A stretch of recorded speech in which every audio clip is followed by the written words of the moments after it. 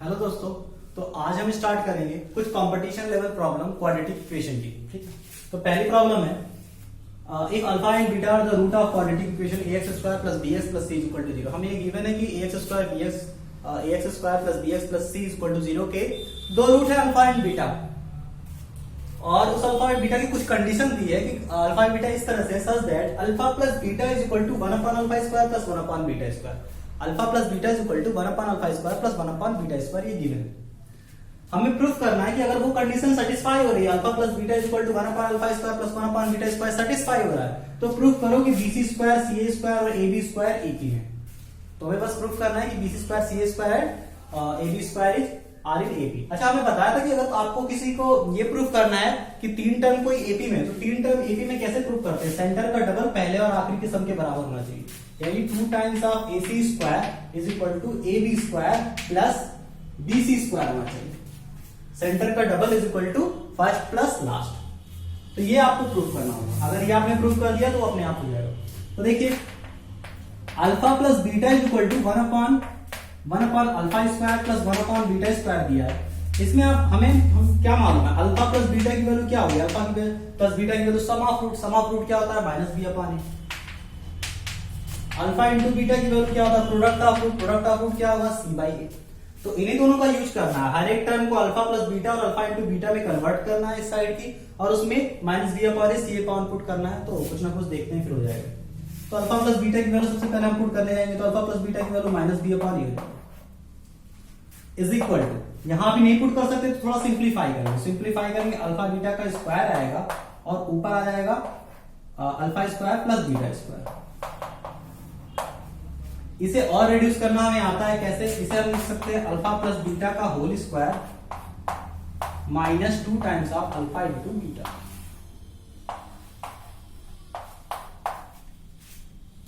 अच्छा, अब value put करिएगा तो minus B upon A is equal to, यहां पर minus B upon A put करेंगे, स्क्वायर करेंगे तो हो जाएगा B square upon A square minus 2 times of C by A upon C by A.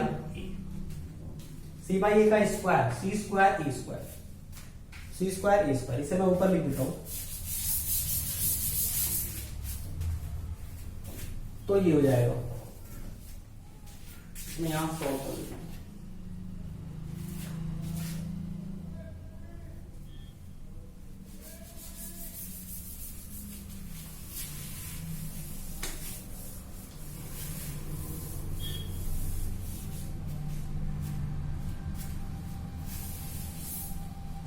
Minus B upon A is equal to B square upon A square minus 2 times of C upon A upon C square upon A square. Value अगर हम put करते हैं तो ये आ जाता है। इसे simplify करते हैं तो ये हो जाएगा B square minus 2ac upon A square, यहां हो जाएगा C square upon A square cancel हो जाएगा, तो ये सिर्फ बचेगा B square upon 2a square 2ac upon C square. ये हो जाएगा minus B upon A equal to, ठीक। क्रॉस मल्टीप्लीकेशन करें तो minus B times of C square is equal to A times of B square minus 2a square C. और अगर इसे simplify करते हैं तो ये हो जाएगा, इसे राइट साइड ले जाते हैं और इसे लेफ्ट साइड लाते हैं, इसे लेफ्ट साइड ले जाएंगे, उसे राइट साइड लाते हैं, तो ये हो जाएगा 2a square C is equal to A B square plus B C square. याद करिए, हमें यही प्रूफ करना था, सेंटर का double is equal to first term plus last term. अगर ये कंडीशन आ जाती है तो ये टर्म ए बी स्क्वायर और ए स्क्वायर सी और बी सी स्क्वायर, ये तीनों आपस में एक ही में होंगे। इसका ऑर्डर मैंने रिवर्स कर दिया, बी सी स्क्वायर और ए स्क्वायर सी और ए बी स्क्वायर, ये तीनों एक ही में होंगे। नेक्स्ट क्वेश्चन देखते हैं।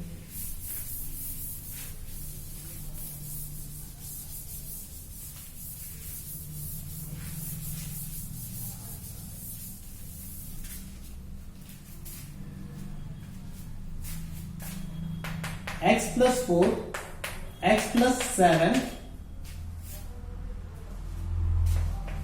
x x plus 8 x plus 11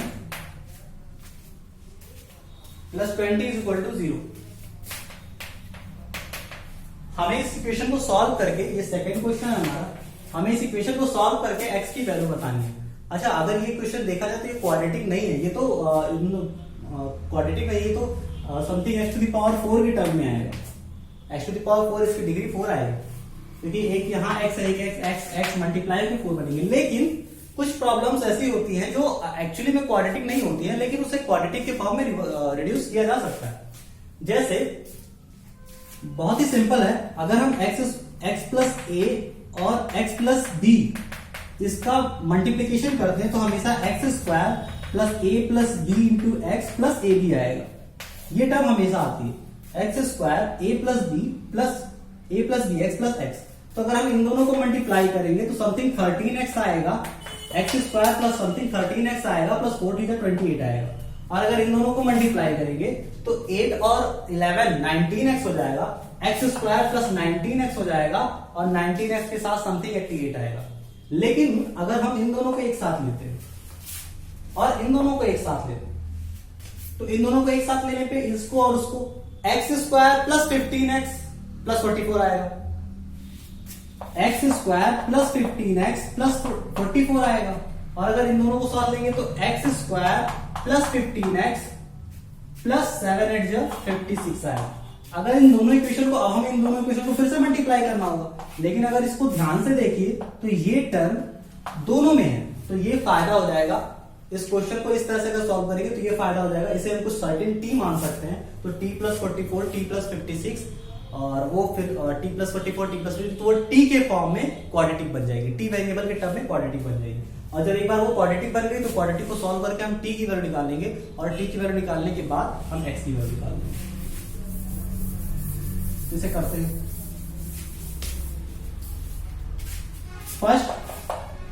first और लास्ट वाले को अगर हम मल्टीप्लाई करेंगे तो X square plus 15x plus 44 एक ब्रैकेट में होगा। इन दोनों को अगर मल्टीप्लाई करेंगे तो X square plus 15x plus 77 plus 20 is equal to 0, ये आएगा।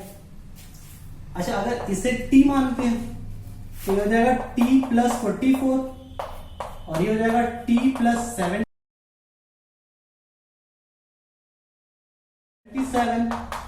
Plus 20 is equal to 0। यहां हो जाएगा t square plus 77t plus 44t, या इन दोनों को हम एक साथ लिख ले, t square plus 44 plus 77 times of t plus 44 into 77 plus 20 is equal to 0। अब इसके आगे मैं सॉल्व नहीं करूंगा, इन दोनों को ऐड करेंगे, इसको ऐड करने के बाद यहां मल्टीप्लाई करके ऐड करेंगे तो ये क्वाड्रेटिक बनेगी और क्वाड्रेटिक के साथ क्वाड्रेटिक के बाद t की 2 वैल्यू आएगी। अगर हम ऐसे ही सपोज कर ले रहे हैं कि लेट्स सपोज t की 2 वैल्यूज जो आ रही है, एक t इक्वल टू 15 आ गया, एक t इक्वल टू 20 आ गया। सपोज कर ले रहे हैं कि ऐसे t इक्वल टू 15 और t इक्वल टू 20 आ गया, तो हमने t किसको माना था, एक्स स्क्वायर प्लस 15, तो X square plus 15x is equal to एक बार 15 आ जाएगा, एक बार X square plus 15x is equal to 20 आ जाएगा। एक क्वाड्रेटिक ये बन जाएगी, एक क्वाड्रेटिक ये, दो आंसर इससे आएगा और दो आंसर इससे आएगा और दो मिलके 4 हो जाएंगे। और ये x टू द पावर 4 की इक्वेशन है, तो इसके 4 आंसर आने भी चाहिए। तो इस तरह से आप सॉल्व कर लीजिएगा, इसके डीप में मैं नहीं जाऊंगा, ये आपका काम है, आप करिए। नेक्स्ट क्वेश्चन सॉल्व करते हैं।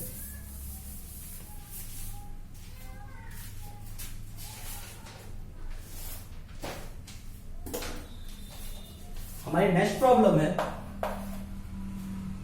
इफ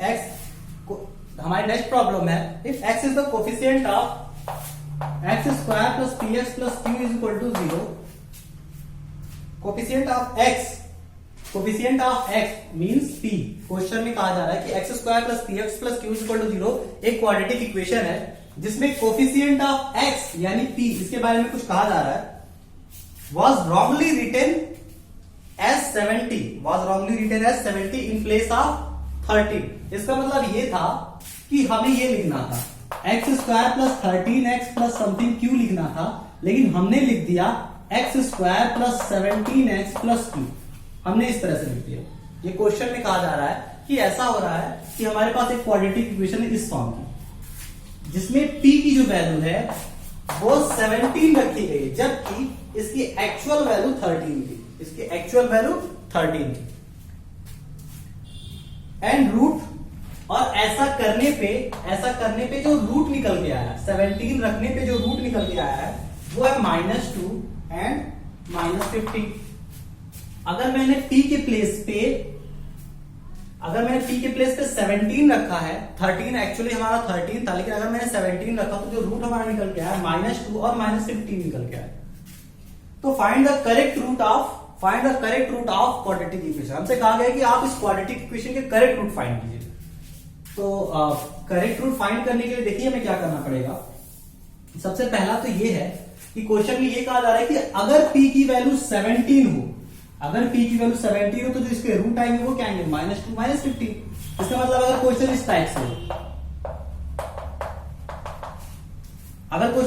हो, तो इसके ये दोनों रूट होंगे, और अगर ये दोनों रूट होंगे तो मैं जानता हूं q की वैल्यू क्या होगी, q अपॉन 1 यानी product of root, c upon 1 product of root होता है, और q अपॉन 1 की वैल्यू 2 × 15 30 आ जाएगा, q की वैल्यू 30। अच्छा, q की वैल्यू में कोई चेंज नहीं हुआ, क्वेश्चन के अकॉर्डिंग q की वैल्यू चेंज नहीं आया, q की वैल्यू वैसे ही है।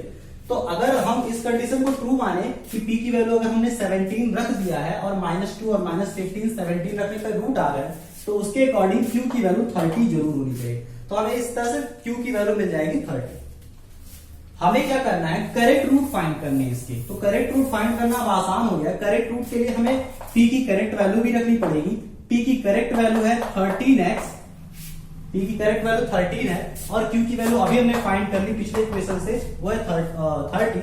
तो x² + 13x = 30, इसे हम सॉल्व करेंगे, x² + 10x + 3x + 30 = 0। और अगर आप इसे फैक्टराइज करेंगे तो x की एक वैल्यू -10 निकल के चली जाएगी और x की एक वैल्यू -3 निकल के चली जाएगी, ये दो वैल्यू आ जाएगी। तो ये हमारा क्वाड्रेटिक इक्वेशन था, इसकी कुछ एडवांस प्रॉब्लम थी।